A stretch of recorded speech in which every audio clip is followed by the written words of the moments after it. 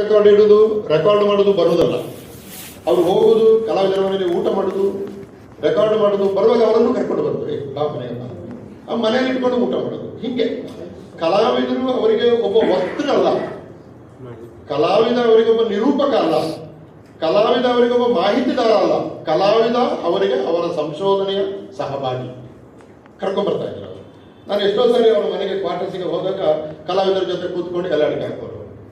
ಈ ತರ ಅಂದ್ರೆ ವಿದ್ವತ್ ವಲಯಕ್ಕೂ ಜಾನಪದ ವಲಯಕ್ಕೂ ಇರುವ ನಡುವೆ ಇರುವಂತ ಒಂದು ಗ್ಯಾಪ್ ಅಂತ ಹೇಳ್ತೀವಲ್ಲ, ಅಂತರ ಇದೆಯಲ್ಲ, ಅದನ್ನು ಸಂಪೂರ್ಣ ಅಳಿಸಿ ಹಾಕಿದ ಬಹಳ ದೊಡ್ಡ ವಿದ್ವಾಂಸ ಜಿ ಪರಮೇಶ್ವರಯ್ಯ.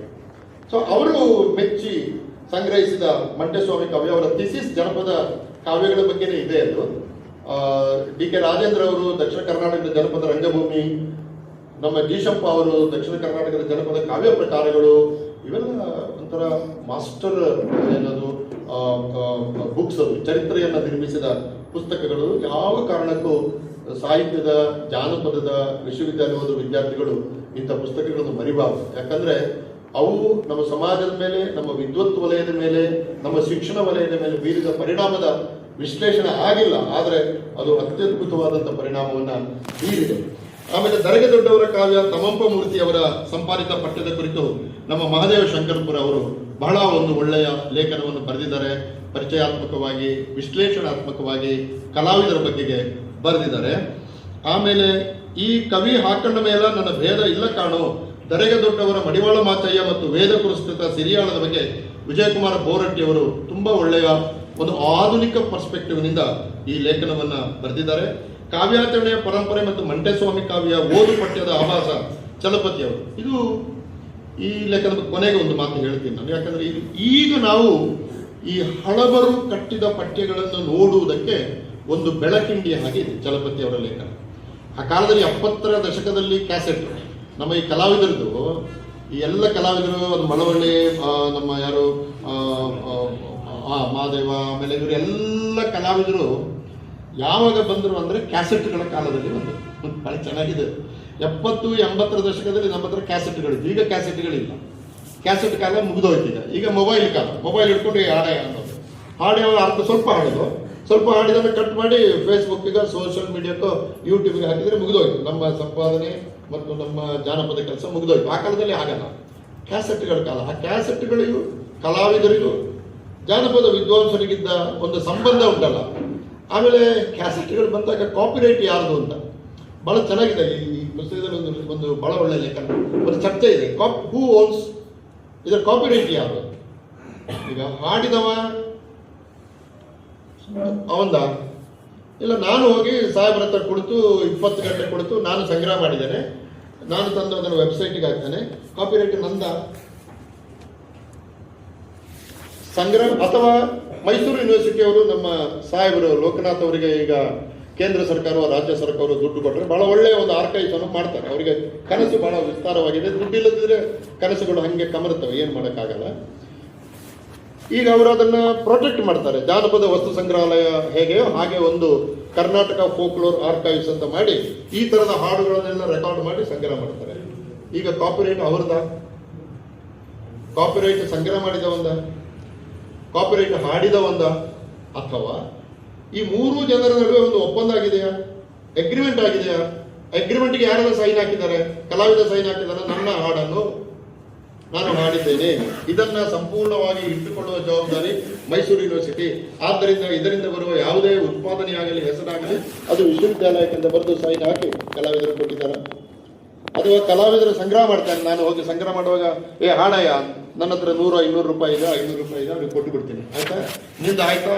ನಿಂಗೆ ಬಂತು. ಈ ಅನೇಕ ಅವರ ಅನುಭವ ಕಥನಗಳಲ್ಲಿ ಇದೆ. 10 ರೂಪಾಯಿಗೆ ಹಾಡಿದವರು ಇದ್ದಾರೆ, 20 ರೂಪಾಯಿಗೆ ಹಾಡಿದವರು ಇದ್ದಾರೆ, 25 ಪೈಸೆಗೆ ಹಾಡಿದವರು ಇದ್ದಾರೆ, 5,000 ರೂಪಾಯಿಗೆ ಹಾಡಿದವರು ಇದ್ದಾರೆ. ಇದು ಎಲ್ಲ ಬೇರೆ ಬೇರೆ ಆಗ್ತದೆ. ಈಗ ಅವರಿಗೆ ದುಡ್ಡು ಬಂದ ಕೂಡಲೇ ಅವರ ಹಾಡಿನ ಹಕ್ಕು ಅವರ ಕೈಯಿಂದ ಹೊರಟು ಹೋಯ್ತಾ? ಅದು ನನ್ನ ಸೊತ್ತಾಯ್ತಾ? ಅದು ಆರ್ಕೈವ್ ಸೊತ್ತಾಯ್ತಾ? ಇದು ನಮ್ಮಲ್ಲಿ ಇನ್ನೂ ಕೂಡ ಚರ್ಚೆಗೆ ಬರ್ತಾ ಇಲ್ಲ. ಇಂಡಿಯಾದಲ್ಲಿ ಇನ್ನೂ ಕೂಡ ಇದು ಚರ್ಚೆಗೆ ಬರದೇ ಇರುವಂತ ವಿಷಯ, ಕಾಪಿರೈಟ್ ಇಶ್ಯೂಸ್.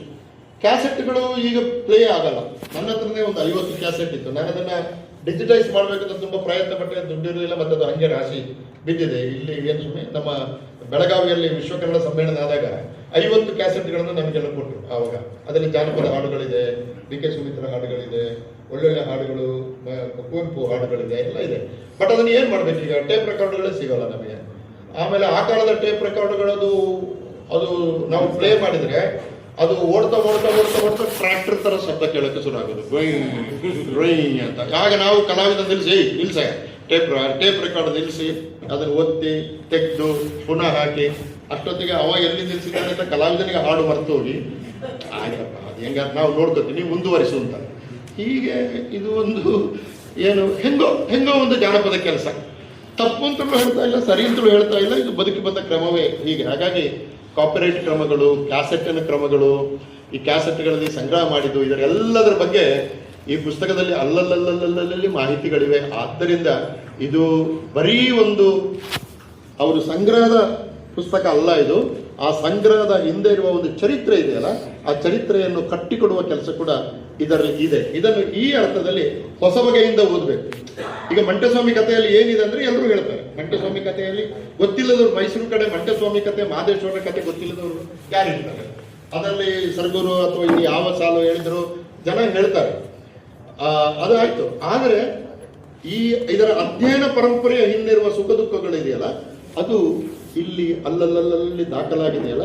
ಆದ್ದರಿಂದ ಇದು ಮಂಟಸ್ವಾಮಿ ಪರಂಪರೆ ಮತ್ತು ತೆರೆಗೆ ದೊಡ್ಡವರ ಕಾವ್ಯ ಅಂತ ನಾವು ಏನು ಹೇಳ್ತೀವಿ, ಆ ಪರಂಪರೆಯ ಬಗೆಗಿನ ಲೇಖನಗಳು ಮಾತ್ರ ಅಲ್ಲ, ಆ ಪರಂಪರೆಯ ಬಗೆಗಿನ ಆಧುನಿಕ ಅಧ್ಯಯನಗಳ ಚರಿತ್ರೆಯ ಬಿಕ್ಕಟ್ಟುಗಳನ್ನು ಮತ್ತು ಅದರ ಸಾಧ್ಯತೆಗಳನ್ನು ಕೂಡ ಹೇಳ್ತದೆ.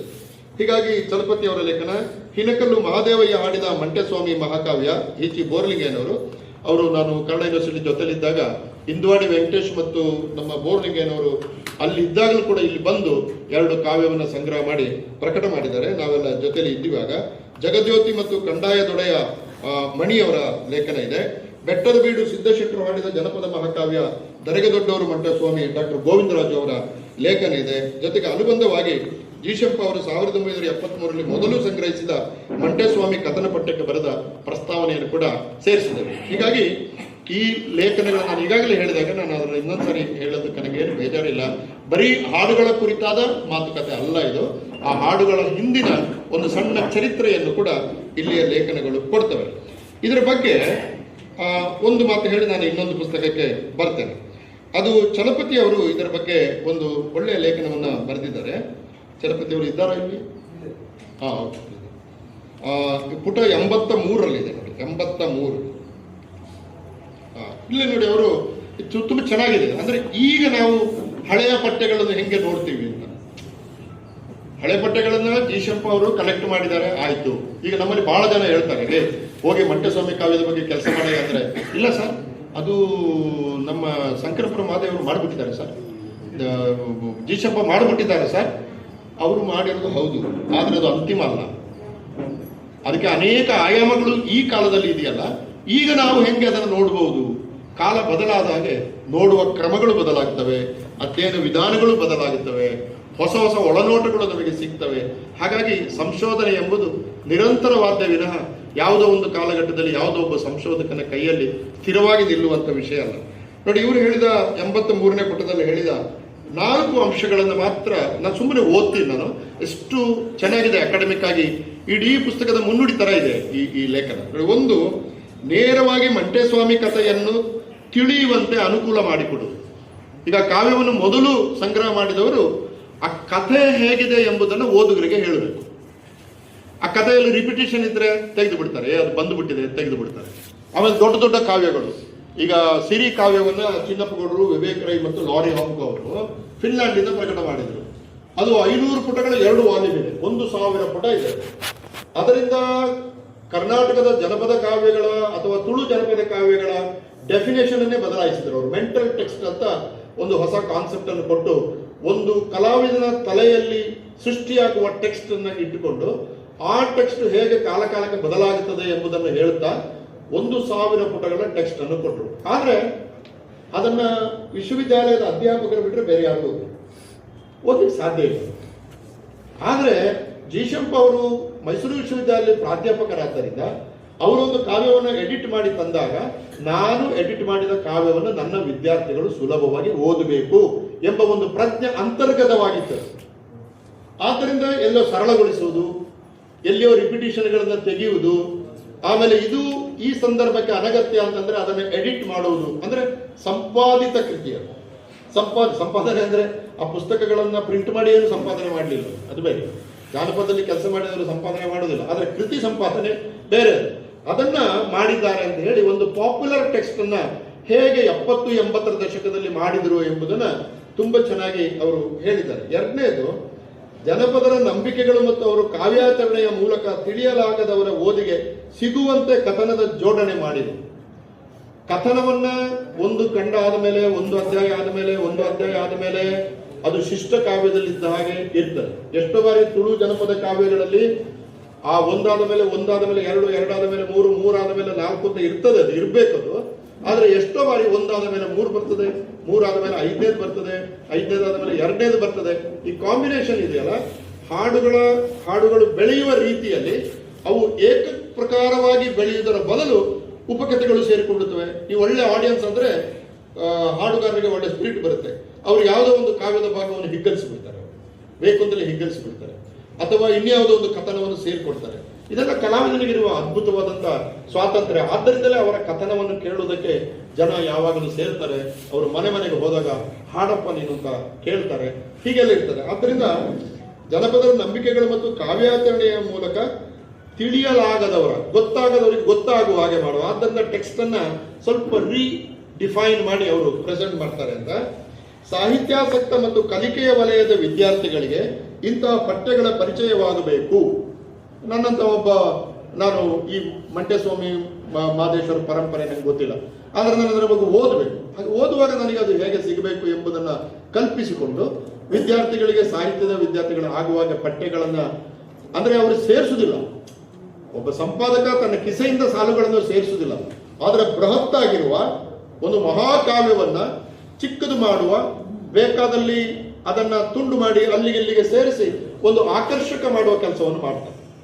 ಮಾಡಬಾರದು ಎಂಬುದು ಆಧುನಿಕ ತತ್ವ, ಆದರೆ ಆ ಕಾಲದಲ್ಲಿ ಮಾಡಿದ್ದಾರೆ ಎಂಬುದು ಐತಿಹಾಸಿಕ ಸತ್ಯ. ಕೊನೆಯದಾಗಿ, ಈ ಮೂಲಕವಾದರೂ ಮಂಟೇಸ್ವಾಮಿ ಕತೆ ಕಾವ್ಯದ ಪರಿಚಯ ಹೊಸ ತಲೆಮಾರಿಗೆ ಆಗಬೇಕು ಎನ್ನುವ ಆಶಯ.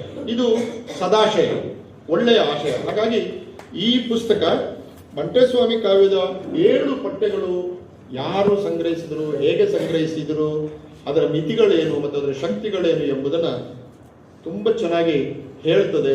ಜಾನಪದ ಅಧ್ಯಯನ ತುಂಬ ತುಂಬ ತುಂಬ ಏನು ಪತನಮುಖಿಯಾಗಿರುವಂಥ ಹೊತ್ತಲ್ಲಿ ಇವತ್ತು 70-80ರ ದಶಕ ಜಾನಪದ ಬಹಳ ದೊಡ್ಡ ಸದ್ದು ಮಾಡ್ತಾ ಇತ್ತು.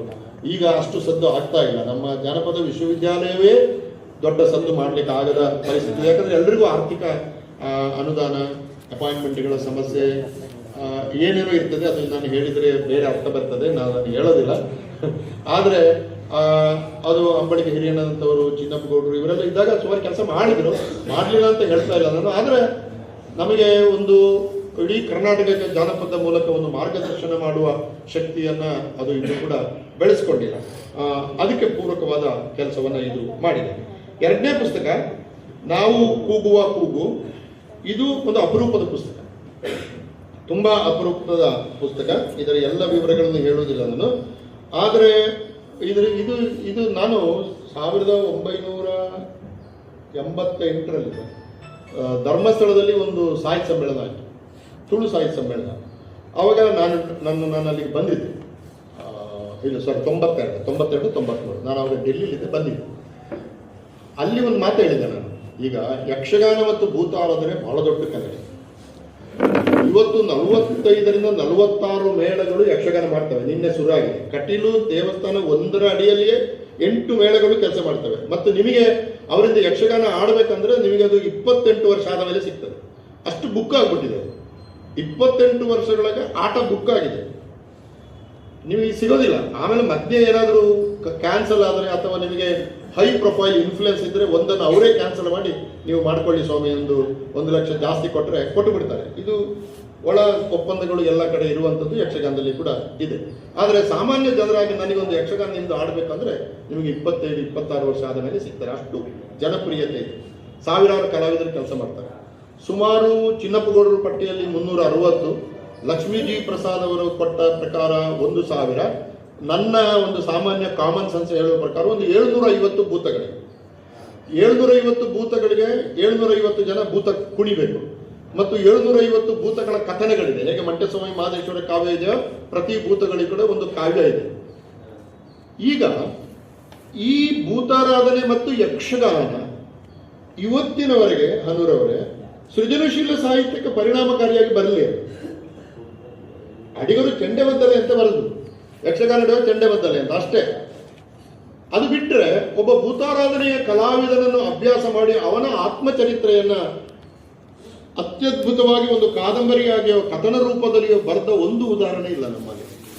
ಕುಮಾರ ವೆಂಕಣ್ಣ ಎಂಬವರು ಬಣ್ಣದ ಮಾಲಿಂಗ ಅಂತ ಒಂದು ಪುಸ್ತಕ ಬರೆದು ಬಹಳ ಹಿಂದೆ ಕಲಾವಿದನನ್ನು ಅಭ್ಯಾಸ ಮಾಡಿ ಒಂದು ಪುಸ್ತಕ ಬರೆದ್ರು. ಅದು ಒಂದು ಅಪವಾದ ಅಂತ ಬಿಟ್ಟರೆ ಇಷ್ಟು ದೊಡ್ಡ ಬೃಹತ್ 10 ವರ್ಷಕ್ಕೊಬ್ಬ ಯಕ್ಷಗಾನ ಸೇರ್ತಾನೆ. ಅವನು ರಿಟೈರ್ಡ್ ಆಗೋದು 80 ವರ್ಷಕ್ಕೆ. ಅಂದ್ರೆ 70 ವರ್ಷಗಳ ಪ್ರೊಫೆಷನಲಿಸಮ್, ವೃತ್ತಿಪರತೆ ರಂಗದ ಮೇಲೆ ಇರ್ತದೆ. ಈ ನಡುವೆ ಅವನು ಊರಿಂದ ಊರಿಗೆ ಹೋಗಿರ್ತಾನೆ, 6 ತಿಂಗಳು ಮನೆ ಬಿಟ್ಟಿರ್ತಾನೆ. ಈಗ ನವೆಂಬರ್ 26ಕ್ಕೆ ಮೇಳ ಆರಂಭ ಆದರೆ ಇನ್ನು ಮುಗಿಯುವುದು ಮೇ 26. ಅಷ್ಟರವರೆಗೆ ಎಲ್ಲೆಲ್ಲೂ ಹೋಗ್ತಾ ಇರ್ತಾನೆ, ಊರು ಸುತ್ತುತ್ತಾ ಇರ್ತಾನೆ. ಈಗಾದ್ರೆ ಕಾರಲ್ಲಿ ಹೋಗ್ತಾರೆ ಬರ್ತಾರೆ, ಆದರೆ ಆ ಕಾಲದಲ್ಲಿ ಲಾರಿಯಲ್ಲಿ ಹತ್ತಿದ್ರೆ ಮತ್ತೆ 6 ತಿಂಗಳಾದ ಮೇಲೆ ಮನೆಗೆ ಬರುವುದು. ಮನೆಯಲ್ಲಿ ಏನಾಗಿದೆ ಅಂತ ಗೊತ್ತಿಲ್ಲ, ಮಕ್ಕಳು ಇದ್ದಾರೋ ಸತ್ತಿದ್ದಾರೆ ಅಂತ ಗೊತ್ತಿಲ್ಲ. ನಾನು ಹೇಳಿದೆ, ಇದನ್ನೆಲ್ಲ ನಾವು ಅಕ್ಷರಸ್ಥರು, ನಾವು ಜಾನಪದ ವಿದ್ವಾಂಸರು ಕಲಾವಿದರಿಗೆ ಅಕ್ಷರವಾಗಬೇಕು ಅಂತ ಹೇಳಿದೆ. ಕಲಾವಿದರಿಗೆ ಅಕ್ಷರವಾಗಬೇಕು, ಅವರ ಬಗ್ಗೆ ಬರೆಯುವುದಲ್ಲ, ಅದು ನಿಮ್ಮ ವಿದ್ವತ್ತು ವಲಯದ ಕೆಲಸ ಅದು.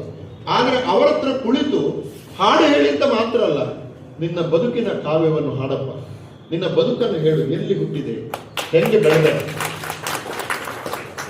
ಅದನ್ನ ನೀನು ಕಂಡ ಬಿಕ್ಕಟ್ಟುಗಳೇನು, ಇದನ್ನು ಆದಷ್ಟು ಪ್ರಾಮಾಣಿಕವಾಗಿ ಹೇಳು. ನಾವು ಒಬ್ಬನ ವೈಯಕ್ತಿಕ ಬದುಕನ್ನು ಸಾರ್ವಜನಿಕರಿಗೆ ತೆಗೆದಿಟ್ಟುಕೊಳ್ಳುವಾಗ ಬಹಳ ದೊಡ್ಡ ವಿದ್ವಾಂಸರಾಗಿ ಅವ ಹೇಳಿದೆಲ್ಲ ಬರ್ತಿದ್ದೇನೆ ಏನು ಬೇಕಾಗಿಲ್ಲ. ಅವನಿಗೊಂದು ವ್ಯಕ್ತಿತ್ವ ಇರ್ತದೆ, ಅವನಿಗೆ ಹೆಂಡತಿ ಮಕ್ಕಳು ಇರ್ತಾರೆ, ಅವನಿಗೆ ಯಾವುದೋ ಒಂದು ಕಾಲದಲ್ಲಿ ಪ್ರೀತಿಸಿ ಬಿಟ್ಟ ಒಬ್ಬಳು ಮಾಜಿ ಪ್ರೇಯಸಿ ಇರ್ತಾಳೆ, ಎಲ್ಲರಿಗಿದ್ದ ಹಾಗೆ ಅವರಿಗೂ ಇರ್ತದೆ, ಅವರು ಮನುಷ್ಯರೇ. ಅದನ್ನು ಬರೆಯುವಾಗ ಜಾಗ್ರತೆಯಿಂದ ಬರಿಬೇಕು. ಆದರೆ ಅವರಿಗೆ ಅಕ್ಷರವಾಗುವ ಪ್ರಕ್ರಿಯೆ ಇದೆಯಲ್ಲ ಕರ್ನಾಟಕದಲ್ಲಿ, ಅದು ಅತ್ಯಂತ ಸಮರ್ಥವಾಗಿ ಇನ್ನೂ ಕೂಡ ಆಗಿಲ್ಲ. ನಾನು ಧರ್ಮಸ್ಥಳದಲ್ಲಿ ಹೇಳಿದ ಮೇಲೆ ಒಂದು 8-10 ಪುಸ್ತಕ ಬಂತು. ಕುಂಬಳೆ ಸುಂದರರ ಮೇಲೆ ಬಂತು, ಗೋವಿಂದ ಭಟ್ರ ಮೇಲೆ ಬಂತು. ಒಬ್ರು ಹೋಗಿ ನಿಮ್ಮ ಕಥೆ ಹೇಳಿ ನಾವು ಬರೀತೇನೆ ಅಂತ ಅವ್ರು ಹೇಳುದು, ಇವರು ಬರ್ಕೊಳ್ಳೋದು, ಕ್ಯಾಸೆಟ್ ಮಾಡೋದು, ಅಥವಾ ಈಗ ಬೇರೆ ರೆಕಾರ್ಡಿಂಗ್ ಫೆಸಿಲಿಟೀಸ್ ಅಲ್ಲಿ ಬಂದಿದೆ. ಎಷ್ಟು ಅದ್ಭುತವಾದ ಪುಸ್ತಕಗಳು ಅಂದರೆ, ನಾವು ತಿಳಿದಿರುವ, ನಾವು ಓದಿರುವ, ನಮಗೆ ಗೊತ್ತಿರುವ ಲೋಕಕ್ಕಿಂತ ಅತ್ಯಂತ ಭಿನ್ನವಾದ ಲೋಕ ಈ ಕಲಾವಿದರ ಲೋಕ. ಭಾರಿ ಭಿನ್ನವಾದ ಲೋಕ. ನಮ್ಗೆ ಗೊತ್ತೇ ಇಲ್ಲ ಅದು. ನಮಗೆ ಅವರ ಹಾಡು ಗೊತ್ತು, ಅವರ ಹಾಡಿಗೆ ಚಪ್ಪಾಳೆ ಹೊಡೆದು ಗೊತ್ತು, ಅವರ ಹಾಡಿಗೆ ಸಂತೋಷ ಪಟ್ಟು ಗೊತ್ತು. ಬಂದು ಹಾಡಪ್ಪ ಗುರುರಾಜ್ ಅಂದರೆ ಬಂದು ಹಾಡ್ತಾರೆ, ನಾವು ಚಪ್ಪಾಳೆ, ಅಷ್ಟು ಗೊತ್ತು. ಆದರೆ ಅವರು ಅವರ ಮನೆಯಿಂದ ಇಲ್ಲಿಗೆ ಬರುವಾಗ ಅನುಭವಿಸಿದ ಬಿಕ್ಕಟ್ಟುಗಳು ಯಾವುದು, ಇಲ್ಲಿಂದ ಮತ್ತೆ ಮನೆ ತಲುಪುವಾಗ ಅವರು ಅಥವಾ ಭಿಕ್ಷೆ ಬೇಡಲಿಕ್ಕೆ ಹೋಗುವಂಥದ್ದು. ಭಿಕ್ಷೆ ಬೇಡಲಿಕ್ಕೆ ಒಂದು ಮನೆಗೆ ಹೋದಾಗ ಕರೀತಾರೆ, ಇನ್ನೊಂದು ಮನೆಗೆ ಹೋದಾಗ ಬಾಗಿಲು ಹಾಕ್ಕೊಳ್ಬೋದು. 3ನೇ ಮನೆ ವೈರಿಯ ಮನೆ. ಆದರೆ ಒಂದು ಸಾರಿ ಭಿಕ್ಷೆ ತಕ್ಕೊಂಡ ಮೇಲೆ ಆ ವೈರಿಯ ಮನೆಗೆ ಹೋಗಿ ಭಿಕ್ಷೆ ಬೇಡದಿರ್ಲಿಕ್ಕೆ ಆಗೋದೇ ಇಲ್ಲ. ನಿಮಗೆ ತೀರಾ ವೈರಿಯಾದಂಥವನ ಮನೆಯಲ್ಲಿ ನಿಂತು ಭಿಕ್ಷೆ ಬೇಡುವಾಗ ಎಂಥ ಕಾವ್ಯ ಅದು, ಎಂಥ ಕಾವ್ಯ ಅದು. ನಿಮಗೆ ವಿಷ ಹಾಕಲಿಕ್ಕೆ ಪ್ರಯತ್ನ ಪಟ್ಟಿದ್ದಾನೆ ವೈರ್ಯವ. ಅವನ ಮನೆಯಲ್ಲಿ ನಾವೇನು ಹೇಳ್ತೀವಿ, ನಾನು ಸಾಯುವಲ್ಲಿವರೆಗೆ ಅವನ ಮನೆ ಮೆಟ್ಟಿಕಲ್ಲ ಹತ್ತುದಿಲ್ಲ. ಶಿವರಾಮ ಕಾರಂತರ ಕಾದಂಬರಿಗಳಲ್ಲಿ ಮುದುಕಿಯರು ಶಾಪ ಹಾಕ್ತಾರಲ್ಲ, ಸಾಯುವಲ್ಲಿವರೆಗೆ ನಿನ್ನ ಮನೆ ನೀರು ಕುಡಿಯುವುದಿಲ್ಲ. ನಮ್ಮಲ್ಲೆಲ್ಲ ಹಾಗೆ ಧರ್ಮಸ್ಥಳದ ಹೆಸರಿನಲ್ಲಿ ಹಾಕಿದರೆ 7-8 ತಲೆಮಾರುಗಳವರೆಗೆ ಮಾತುಕತೆ ಇಲ್ಲ, ಲಿಖಿತ ಅಲ್ಲ, ಅದು ಮೌಖಿಕವೇ ಇತ್ತದು. ಅಂಥ ಒಂದು ಮನೆಗೆ ಆದರೆ ನೀವು ಹಾಡುಗಾರನಾಗಿ ಭಿಕ್ಷೆ ಬೇಡಲಿಕ್ಕೆ ಹೋದಾಗ ಇವರ ಗುರು ಇವರಿಗೆ ಕೊಟ್ಟ ದೀಕ್ಷೆ ಯಾವುದು ಅಂತಂದ್ರೆ, ವೈರಿಯ ಮನೆ ಬಿಟ್ಟು ಹೋಗಬಾರದು, ಹೋದ್ರೆ ತಪ್ಪದು.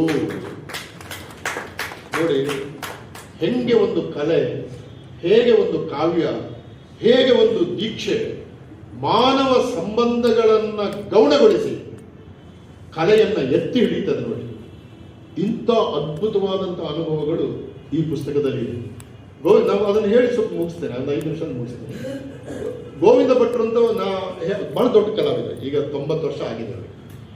ಅವರ ಆತ್ಮಚರಿತ್ರೆ ಬರೀರಿ ಅಂತ ನನ್ನ ಗೆಳೆಯ ಪ್ರಭಾಕರ್ ಶೇಷಗಳು ಮತ್ತೆ ಬರೆದ್ರು ಅವರು. ಅದ್ರ ಒಂದು ಇನ್ಸಿಡೆಂಟ್ ಹೆಂಗಿದೆ ಅಂತಂದ್ರೆ, ಇವರು ನವೆಂಬರ್ ತಿಂಗಳಲ್ಲಿ ಮೇಳಕ್ಕೆ ಹೋಗಿದ್ದಾರೆ, ಧರ್ಮಸ್ಥಳ ಮೇಳ. ಹೋದ ಮೇಲೆ ಬರುವುದು 6 ತಿಂಗಳ ಮೇಲೆ. 6 ತಿಂಗಳ ಮೇಲೆ ಇವರು ಬಂದಿದ್ದಾರೆ. ಮೇ ಕಳೆದು ಇವರು ಉಪ್ಪಿನಂಗಡಿ ಹತ್ತಿರದ ಮನೆಗೆ ಬರುವಾಗ ಅಲ್ಲಿ ಮನೆಯೇ ಇಲ್ಲ. ಅವರು ಹೆಂಗಿದ್ರು ಮನೆಯೇ ಇಲ್ಲ ಅಲ್ಲಿ. ಇಲ್ಲೇ ಇತ್ತು, ನಾನು ತಪ್ಪು ಬಂದನ ಅಂತೆಲ್ಲ ಕೇಳ್ತಾರೆ. ಮತ್ತೆ ಪಕ್ಕದ ಮನೆಯವ್ರಿಗೆ ಕೇಳ್ತಾರೆ, ಇಲ್ಲಿ ಗೋವಿಂದ ಭಟ್ರ ಮನೆ ಇತ್ತಲ್ಲ. ಹೌದು ಇತ್ತು. ಏನಾಯ್ತು? ಅದು ಉಪ್ಪಿನಂಗಡಿಯಲ್ಲಿ ಬೊಳ್ಳಕ್ಕೆ ಬಂದಾಗ ಬೊಳ್ಳಕ್ಕೆ ಹೋಗಿದೆ. ಅದು ಅವರ ಮಕ್ಕಳೆಲ್ಲ, ಹೆಂಡತಿ ಎಲ್ಲ ನೋಡಿ. ಇದು ಯಾರು ಕೇಳ್ತಾ ಇರೋದು? ಒಬ್ಬ ಕಲಾವಿದ ತನ್ನ ಹೆಂಡತಿ ಮಕ್ಕಳ ಬಗ್ಗೆ ಮನೆಯೇ ಇಲ್ಲದಂತ ಕಾಲಘಟ್ಟದಲ್ಲಿ ನಿಂತು 3ನೇವನ ಸರ್, ನಮ್ಮಲ್ಲಿ ದುರಂತ ಕಾವ್ಯಗಳು ಇಲ್ಲ ಅಂತ ಯಾರು ಹೇಳುದು ಸರ್? ನಮ್ಮ ದುರಂತ ಕಾವ್ಯಗಳು ನಮ್ಮ ಕಲಾವಿದರ ಬದುಕಿನಲ್ಲಿ. ನಾವು ಗ್ರಹಿಸುವ ಶಕ್ತಿ ಇಲ್ಲ ನಮಗೆ ಅಷ್ಟೇ. ನಾವು ರಾಮಕೃಷ್ಣ ಕಥೆ ಓದ್ಕೊಂಡು ನಮ್ಮದೆಲ್ಲವೂ ಸುಖಾಂತ ಕಾವ್ಯ ಅಂತ ಹೇಳುದು, ಅದು ನಿಜವೇ. ಅದು ಸುಖಾಂತವೇ. ರಾಮ ಅಷ್ಟು ಕಷ್ಟಪಟ್ಟು ಸೀತೆಯನ್ನು ತಂದು ಅಯೋಧ್ಯೆಯಲ್ಲಿ ಕುಳಿತು ಮುಂದೆ 5 ವರ್ಷಗಳ ಕಾಲ, ಕೆಲವರ ಪ್ರಕಾರ 15 ವರ್ಷಗಳ ಕಾಲ ಸುಖವಾಗಿ ರಾಜ್ಯಭಾರ ಮಾಡಿದನು. ಅದು ರಾಮರಾಜ್ಯ. ಸುಖವಾಗಿ ಮದುವೆ ಆದಲ್ಲಿಗೆ ನಮ್ಮ ಜೀವನ ಸುಖವಾಗಿದೆ ಅಂತ ಆರಂಭ ಆಗುವುದು. ಮದುವೆ ಆದಲ್ಲಿಗೆ ದುಃಖ ಅಂತ ಆರಂಭ ಆಗ್ತದೆ ಅಂತ ಹೇಳುವುದು ಜನಪದ ಕವಿ. ಇದು 2 ಭಿನ್ನ ಭಿನ್ನ ನಿರೂಪಣಾ ಕ್ರಮಗಳು. ಏನೇ ಇರಲಿ, ಗೋವಿಂದ ಭಟ್ರಿಗೆ ಹೇಳ್ತಾರೆ, ಅವರು ನೀವು ಗೊತ್ತಿಲ್ಲ, ನೀವು ಅವರ ತಾಯಿ ಮನೆಗೆ ಹೋಗಿ ಅಂತ ಹೇಳ್ತಾರೆ. ಆಮೇಲೆ ಇವರು ಹುಡುಕಿಕೊಂಡು ಅವರ ತಾಯಿ ಮನೆಗೆ ಹೋದರೆ ಹೆಂಡತಿ ಮಕ್ಕಳು ಅಲ್ಲಿ ಇರ್ತಾರೆ. ಒಬ್ಬ ಕಲಾವಿದ 6 ತಿಂಗಳ ಮೇಲೆ ಬಂದು ತನ್ನ ಮನೆಗೆ ಬಂದು ಅಲ್ಲಿ ಮನೆ ಇಲ್ಲದಿರುವುದು, ಹೆಂಡತಿ ಇಲ್ಲದಿರುವುದು, ಮಗು ಇಲ್ಲದಿರುವುದು, ಏನಾಯ್ತು ಅಂತ ಗೊತ್ತಿಲ್ಲದಿರುವುದು, ಅದು ಯಾರೋ ಬಂದು ನೀನು ಅವರ ಮನೆಗೆ ಹೋಗು. ಈ ಬಗೆಯ ಕಥನೆಗಳು ಯಕ್ಷಗಾನದಲ್ಲಿ ಬಂದಾಗ ನಮಗೆ ನಿಜವಾಗ್ಲೂ ಬಹಳ ಒಂಥರ ಏನು ಯಾವ ಲೋಕ ಇದು. ಆಮೇಲೆ ಒಂದು ಮಾತು ತಾವೆಲ್ಲ ತಿಳಿದವರಿದ್ದೀರಿ, ಹೇಳಬಾರ್ದು ನಾನು, ಆದರೂ ಹೇಳ್ತೀನಿ. ಯಾಕಂದ್ರೆ ಇವೆಲ್ಲ ಸತ್ಯಗಳು. ಸತ್ಯಗಳನ್ನು ಹೇಳೋದಕ್ಕೆ ಹಿಂಜರಿಬಾರದು, ಸಾರ್ವಜನಿಕರಿಗೆ ಗೌರವ ಕೊಡುತ್ತಾ. ಈಗ 6 ತಿಂಗಳ ಕಾಲ ಇವರ ಕಾಮುಕ ಅಥವಾ ಇವರ ಕಾಮ ಹೆಂಗಿರ್ತದೆ ಸರಿ. 6 ತಿಂಗಳು ಅವ್ರ ಹೆಂಡತಿ ಅವರು ಸುರುಗಾಟ. ಸೊ ಯಕ್ಷಗಾನದ ಒಳಗಡೆ ಎಷ್ಟೋ ಬಾರಿ ಹೋಮೋಸೆಕ್ಸ್ ಬೆಳೀತದೆ. ಈಗ ನಾವು ಹೋಮೋಸೆಕ್ಸ್ ಬಗ್ಗೆ ಬೇರೆ ಬೇರೆ, ಈಗ ನಾವು ಏನೋ ಅದರ ಬಗ್ಗೆ ಸುಪ್ರೀಂ ಕೋರ್ಟ್ ತೀರ್ಮಾನ ಕೊಡ್ತು, ಅದ್ರ ಬಗ್ಗೆ ಎಲ್ಲ ಮಾತಾಡ್ತೇವೆ, ಕಾದಂಬರಿಗಳು ಬರ್ತವೆ, ಅದಾಯ್ತು. ಬಟ್ ಯಕ್ಷಗಾನದ ಒಳಗಡೆ ಅದು ಅನಿವಾರ್ಯ. ಮತ್ತು ಸ್ತ್ರೀ ವೇಷಧಾರಿಗಳಿಗೆ ಹೆಚ್ಚು ಒತ್ತಡ ಅಲ್ಲಿ. ಯಕ್ಷಗಾನದ ಒಳಗಡೆ ಸ್ತ್ರೀ ವೇಷಧಾರಿ ಚಂದ ಇರ್ತಾರೆ ನೋಡಿ. ನಮ್ಮ ಫಸ್ಟ್ ಕ್ರಶ್ಗಳು ನಮಗೆಲ್ಲ ಸ್ತ್ರೀ ವೇಷಧಾರಿಗಳು, ಯಕ್ಷಗಾನ ಸ್ತ್ರೀ ವೇಷಧಾರಿಗಳು ಈಗೆಲ್ಲ ಆಗ್ತಾರಲ್ಲ. ನನ್ನ ಫಸ್ಟ್ ಕ್ರಶ್ ದೀಪಿಕಾ ಪಡ್ಕೋಣೆ, ನನ್ನ ಫಸ್ಟ್ ಕ್ರಶ್ ಅವಳು ಇವಳು.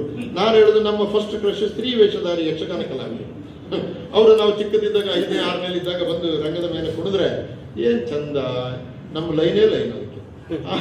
ಆಮೇಲೆ ಅವರೆಲ್ಲ ನಾವೆಲ್ಲ ಅದು ಬೇರೆ. ಬಟ್ ನಮ್ಮ ಫಸ್ಟ್ ಕ್ರಶ್ಗಳು ಯಾವಾಗಲೂ ಕೂಡ ಅಷ್ಟು ಚಂದ ಇರ್ತಾರೆ ಅವರು ವೇಷ ಅವ್ರ ಮೇಲೆ ಕಣ್ಣು ನೋಡಿ. ಇದು ಕಲಾವಿದರ ನಡುವೆ ಒಂದು ಸಂಬಂಧ, ಆ ಸಂಬಂಧ ಹುಟ್ಟು ಹಾಕುವ ಬಿಕ್ಕಟ್ಟುಗಳು. ಆ ಕಲಾವಿದ, ಸ್ತ್ರೀ ವೇಷ ಕಲಾವಿದ ಅದನ್ನು ರಿಜೆಕ್ಟ್ ಮಾಡಿದ್ರೆ ಮರುದಿವಸ ಭಾಗವತರು ಅವನಿಗೆ ಹೆಚ್ಚು ಪದ್ಯ ಕೊಡೋದು. ಹೌದು, ಅವನು ಸೇಡು ತೀರಿಸ್ಕೊಳ್ತಾನೆ ರಂಗಭೂಮಿ ಮೇಲೆ. ಸಾಕು ಅಂತ. ಮುಂದಿನ ವರ್ಷ ಮೇಳವೇ ಸಿಗುವುದಿಲ್ಲ ಇವನಿಗೆ, ಅವನ ಬದುಕಿನ ಪ್ರಶ್ನೆ. ಸೊ ಅನ್ನ, ಕಲೆ, ದೈಹಿಕ ಕಾಮನೆಗಳು ಇವೆಲ್ಲ ಒಂದು ರಂಗಭೂಮಿಯ ಎದುರು ಕಾಣುವ ಲೋಕಕ್ಕಿಂತ ಭಿನ್ನವಾಗಿ ಪ್ರಕಟಗೊಳ್ಳುವ ಬಗೆ ಇದೆಯಲ್ಲ, ಇವೆಲ್ಲ ವಿದ್ವಾಂಸರು, ಜಾನಪದ ವಿದ್ವಾಂಸರು ಇದನ್ನು ತಿಳ್ಕೊಂಡು ಅರ್ಥ ಮಾಡಿಕೊಂಡು ಯಾರಿಗೂ ತೊಂದರೆ ಆಗದ ಹಾಗೆ, ಯಾರ ಭಾವನೆಗಳು ನೋವಾಗದ ಹಾಗೆ ಅಕ್ಷರದಲ್ಲಿ ಸುಂದರವಾಗಿ ಬರೆಯುವ ಕಲೆಯನ್ನ ಕಲಿತುಕೊಂಡ್ರೆ ಯಕ್ಷಗಾನ ಜಾನಪದಕ್ಕೆ ಇನ್ನೊಂದು ಹೊಸ ಆಯಾಮ ಬರ್ತದೆ. ಈ ಅರ್ಥದಲ್ಲಿ ನನಗೆ ನಾವು ಕೂಗುವ ಕೂಗು ತುಂಬಾ ಸಂತೋಷ ಕೊಟ್ಟ ಕೃತಿ ಇದು.